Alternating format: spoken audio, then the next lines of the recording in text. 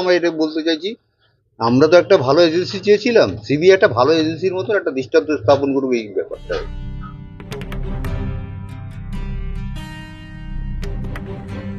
একমাত্র মেয়ের খুনের বিচার চেয়েছিলেন, কিন্তু সেই বিচার এখনো অধরা। সঞ্জয় রায়ের গ্রেফতারের পর সবকিছুতে যেন জবনিকা পড়েছে।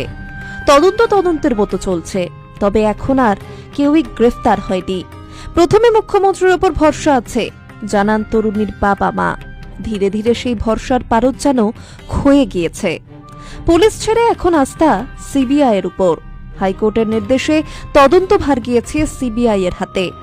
টানা 7 বার কেন্দ্রীয় তদন্তকারী সংস্থার সম্মুখীন হয়েছে আরজি করের প্রাক্তন অধ্যক্ষ সন্দীপ ঘোষ। রাজ্যবাসীর মতো নির্যাতিতার বাবা মায়ের একটাই দাবি, বিচার চাই। প্রয়োজনে আন্দোলন নামতেও তারা রাজি। নিজেদের মেয়েকে হারিয়ে তারা আন্দোলনকারী তরুণ তরুণীদের মধ্যে যেন খুঁজে পাচ্ছেন তাদের নিজেদের মেয়েকেই। সে তো তখন আমাদের ডেকে নিয়ে গিয়ে বসিয়ে রাখা হয়েছে 4.5 ঘন্টা, তো অনেকদিন ধরেই আপনাদের মাধ্যমে বলেছি। একটা কথা বলছি, আবারই সেই ছাত্ররা যে আন্দোলন করছে সেই আন্দোলনের পাশে আমরা আছি। প্রয়োজন হলে এরপরে আমরাও গিয়ে ওদের সঙ্গে যোগ দেব, এটাই বলতে পারি। কারণ আমরা বিচার চাই। সোজা কথা হচ্ছে, আমাদের একটা সব পরিষ্কার কথা, আমরা এর একটা বিহিত এবং বিচার চাই। আপনারা কি আরজি করে গিয়ে আন্দোলনে যোগ দিতে চাইছেন? যে কোনো জায়গায় নিরপেক্ষভাবে যে আমাদের ডাকবে আমরা তাদের সঙ্গে গিয়ে আন্দোলনে যোগ দেবো।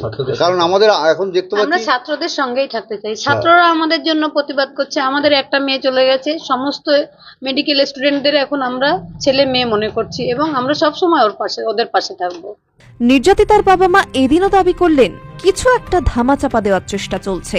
প্রথম দিন থেকেই তারা অনুমান করতে পারছিলেন। কলকাতা পুলিশের ওপর আস্থা রাখলেও সেই আস্থার মর্যাদা রাখতে পারেনি উর্দিধারীরা।